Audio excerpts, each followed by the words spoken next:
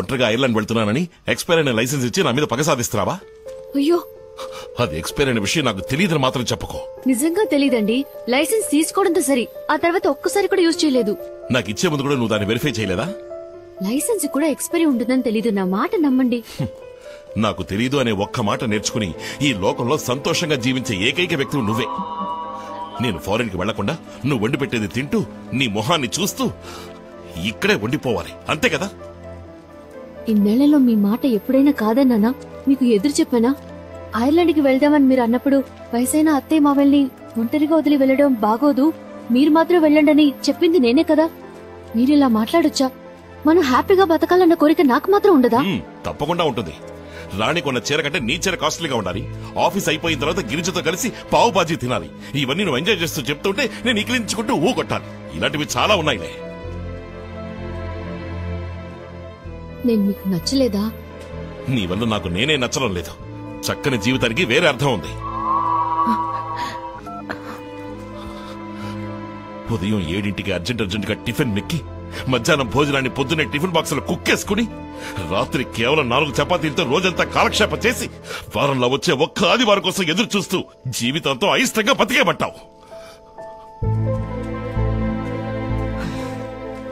నాకు చక్కటి ఏరియాలో మంచి ఇల్లు ఉండాలి. చక్కటి అట్మాస్ఫియర్ లో పాప పెరగాలి. చుట్టుపక్కల ఉన్న నైబర్స్ బాగుండాలి. అందరి వైఫ్లో ఎలా డ్రెస్ చేసుకోవాలో నేర్పిస్తున్నారు. అనౌన్స్మెంట్ సరిగ్గా లేకపోయినా, మోడరేషన్ బాగా రాకపోయినా ఒకరికొకరు హెల్ప్ చేస్తూ కరెక్ట్ చేసుకుంటున్నారు. ఫ్యూచర్ గురించి డిస్కస్ చేసుకుంటున్నారు. నేను దానికి నోచుకోలేదే. రాజకీయాలు లేవు, స్పోర్ట్స్ లేదు, సాహిత్యం లేదు. టైంకి ఇంటికి వచ్చి చావాలి. లేట్ అయితే 4 మెసేజ్లు, 7 ఫోన్ కాల్స్. దేనికోసం? వంకాయ రేటు పెరిగింది, టమాటాల రేటు తగ్గింది, స్కూల్ ఫీజు కట్టాలి అని డిస్కస్ చేయడం కోసం. నా జీవితం దీనికే అయిపోతుంది. ఇవన్నీ నేను ఇంటికి వచ్చిన 14 ఏళ్ల తర్వాత చెప్తున్నారు. నా సంతోషం కోసం ఇదంతా చేశానా? అత్తయ్యని మామయ్యని బాగా చూసుకోవాలన్న బాధ్యత నాకుంది. నిన్నే వండానో, రేపే వండాలి, ఇవాళ ఏం చేయాలి, ఇవన్నీ నాకు ముఖ్యమే. బడ్జెట్ లో సంసారం చేసే వాళ్ళకి వంకాయల టమాటాల ధర ఇంపార్టెంటే. ఒక్క మిరపకాయ ఎక్కువ పెడితే, కొంచెం ఉప్పు ఎక్కువైతే వాళ్ళు విసిరి కొడతారుగా. అయితే వంట మనిషిని పెట్టాలంటావా? వద్దు, హోటల్ నుంచి ఆర్డర్ చేసుకుందాం. ఇకపై నువ్వు వంట చేయక్కర్లేదు. ఏం మాట్లాడుతున్నారు? నాకు కోరికలున్నాయి, కలలున్నాయి. కలలా? ఏమిటండి తమరి కలలు? కళ్ళు మూసుకుని నిద్రపోతే అందరికీ కలలు వస్తాయి. అవి కావు. ఫ్యూచర్ ని ముందు చూపుతో చూడగలిగే విషన్ కావాలి. అలాంటి కలలు కనాలంటే మినిమం క్వాలిఫికేషన్ ఉండాలి. అలాంటి కలలు ఈ మొహానికి చచ్చినా రావు. తీసి తగలడవే. హలో, అవును, ఏంటి ఎప్పుడు? సరే, కమిషనర్ ఆఫీస్ నుంచి మాట్లాడుతున్నారు. పొద్దున్న 10ంటికి రమ్మంటున్నారు. నువ్వు వెళ్ళిరా, నాకు రావడం కుదరదు. నాకు వేరే పనుంది.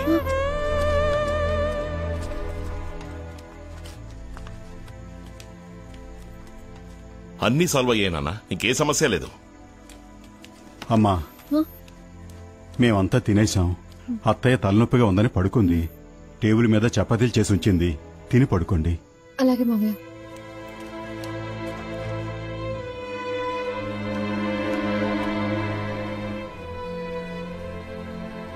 వాళ్ళు ఏదైనా అడిగితే ఏం చెప్పాలో కూడా తెలీదు. తెచ్చుకుంటేనే భయంగా ఉంది. మీరు రండి ప్లీజ్. ఇంకా భోంచేలేదా? ఇక్కడేం చేస్తున్నారు? ఏదైనా సమస్యరా? అది యాక్సిడెంట్ కేసు గురించి కమిషనర్ ఆఫీస్ కి రమ్మన్నారు. ఒకదాన్ని వెళ్ళాలంటే భయంగా ఉంది. ఒకదాని ఎందుకు వెళ్ళటం? సార్కి ఏం పనుందట? ఇదేమన్నా చిన్న పిల్ల వేలు పట్టుకుని తీసుకెళ్ళడానికి? ఇది వెళ్ళొస్తుందిలేండి, మీరు వెళ్ళండి నాన్న. వెళ్లేది కళ్యాణ మండపానికి కాదురా, పోలీస్ స్టేషన్ కి. తప్పు చేసింది నువ్వు, తను కాదు. నే వస్తాను పదమ్మా. ఆ విషయం నాకు తెలీదా? ప్లీజ్ వెళ్ళండి, వెళ్ళండి నాన్న. రే, మనసాక్షి లేకుండా మాట్లాడతావేంట్రా? తల్లి తండ్రి లేని పిల్లరా తను. అదే సమస్య, దానికి లేకపోవడమే సమస్య, నాకు అందరూ ఉండడమే సమస్య. నాన్న ప్లీజ్, ఇది నా పర్సనల్ మ్యాటర్. ఇందులో మీరు జోక్యం చేసుకోకండి. లోపలికి వెళ్ళండి.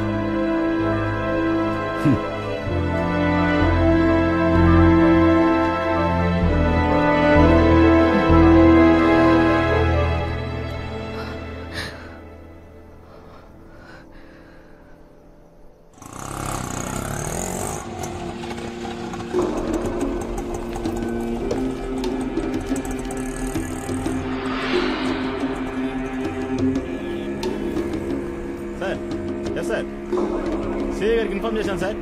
Over sir. సార్ అలాగే సార్. Okay sir. కమిషనర్ గారిని కలవాలి. ఉంటాను సార్. మీరెవరు? వసంతి రాంప్రసాద్. ఓ, అక్కడ వెయిట్ చేయండి.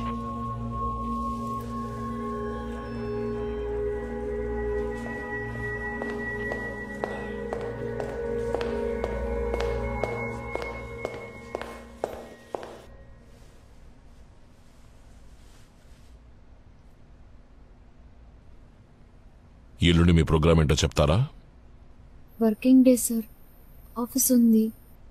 ఇంకా ఇంకేం లేదు సార్. అయితే ఆ రోజు మీరు ఆఫీస్కి వెళ్ళొద్దు.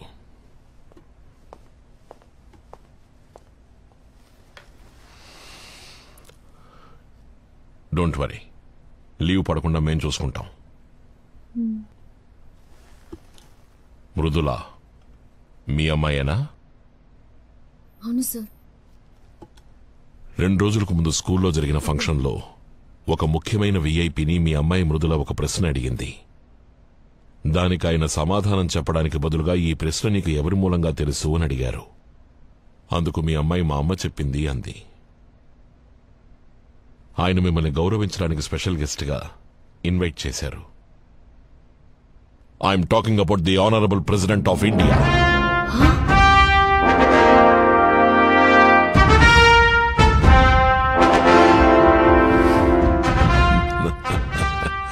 ఎల్లుండి పొద్దున సరిగ్గా 8ంటికి తాజ్ హోటల్లో ప్రెసిడెంట్ మీతో కలిసి బ్రేక్ఫాస్ట్ చేస్తారు. దానికి సంబంధించిన ఇన్విటేషన్ మీకు ప్రాపర్ గా వస్తుంది. రేపు ఈవినింగ్ 4 o'clock అఫీషియల్ వెహికల్స్ మీ ఇంటికి వస్తాయి. సెక్యూరిటీ రీజన్స్ కోసం రేపు రాత్రి నుంచే మీరు తాజ్లో స్టే చేయాల్సి వస్తుంది. మీకు తోడుగా కావాలంటే ఎవరైనా ఒకరు రావచ్చు, కానీ ప్రెసిడెంట్ మీట్ అవబోయేది మిమ్మల్ని మాత్రమే. So be prepared tomorrow by 4 o'clock. Sir, accident కి సంబంధించి 5ంటికి రేపు ఇందిరానగర్ స్టేషన్ కి ఇన్స్పెక్టర్ రమ్మన్నారు. ఆ కేసు గురించి మాకు ఆల్రెడీ తెలుసు. ఇంకొద్దిసేపట్లో that case will be settled on completely. అది మేం చూసుకుంటాం. You just forget about that. ఇక ఏ విషయమైనా మీరు మాకు తెలియపరచాలి. You are under a protection. Because from this moment you are a special guest of the president of India.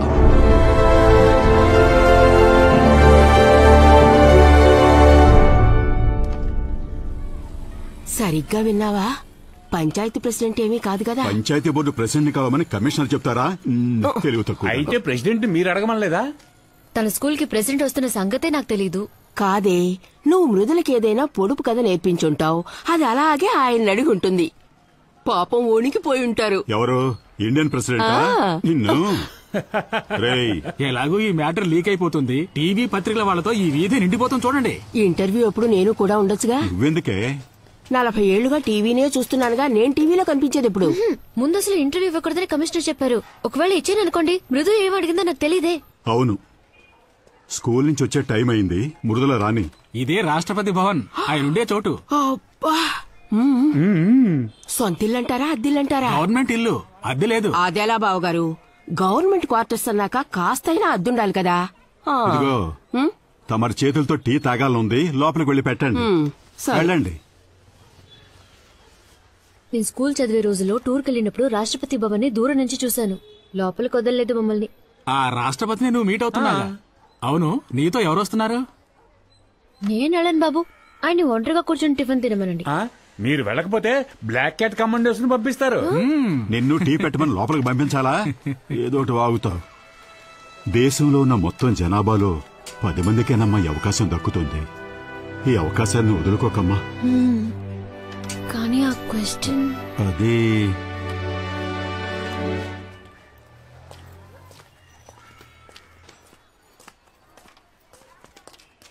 అమ్మా, ప్రెసిడెంట్ ని నువ్వు ఏమని అడిగావు? అదేంటో చెప్పు మృదు. ప్రెసిడెంట్ నన్ను కలవాలన్నారట.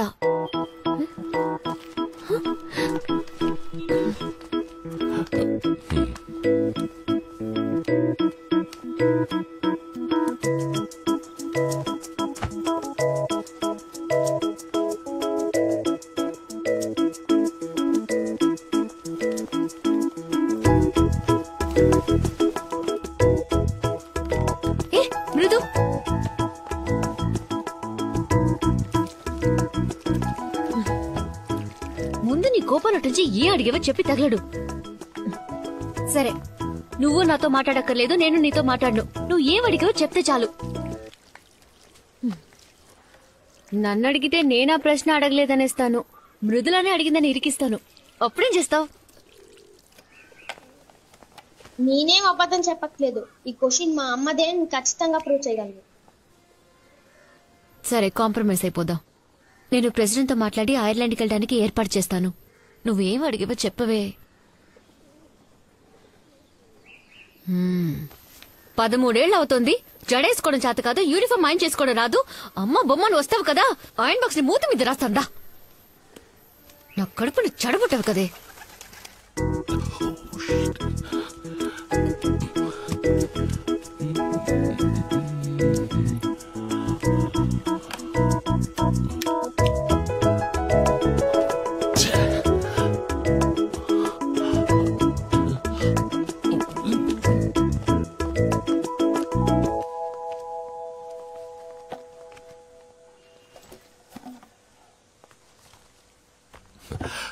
నేను రాసిచ్చిన క్వశ్చనే కదా నువ్వు ప్రెసిడెంట్ ని అడిగావు. The role of radio in building our nation. దాని స్కూల్లోనే రిజెక్ట్ చేశారు.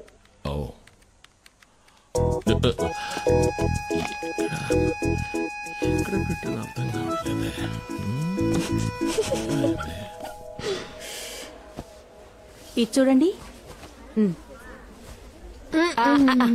ఆ వాణిరాణి సీరియల్లో వాణి ఒక చీర కట్టుకొస్తుంది. వసంతి, బాగున్నావా? ఎలా ఉన్నారు? నేను బాగున్నాను. టీవీలో చూశాను, చాలా సంతోషం. నా స్టూడెంట్ అందరికి చెప్పి నేను టైడ్ అయిపోయాను. మీరు టైడ్ అయిపోయారా? ఇదిగో చెప్తే ఎవరు నమ్మరు. మన ఇద్దరు ఒక ఫోటో తీసుకుందామా? ఒక ఫోటో తీసి పెట్టామా?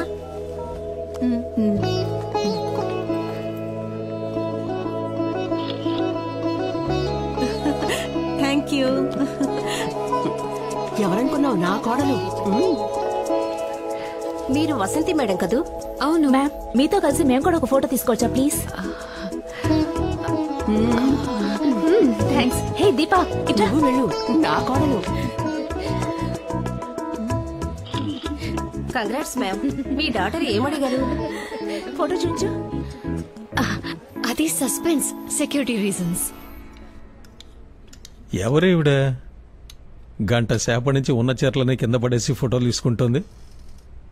తెలుసమ్మా, షాపులో కుర్రాన్ని పిలవండి. అయ్యా, ఆవిడ నాకు తెలిసినావిడే. ప్రెసిడెంట్ ఆవిడని కలవాలని పిలిపించారంట. పేపర్లోనూ టీవీలోనూ వచ్చిందిగా. అలాగా? అవునయ్యా. గొప్ప వ్యవహారం. సరే, ఫోటోలేగా తీసుకుని పర్లేదు.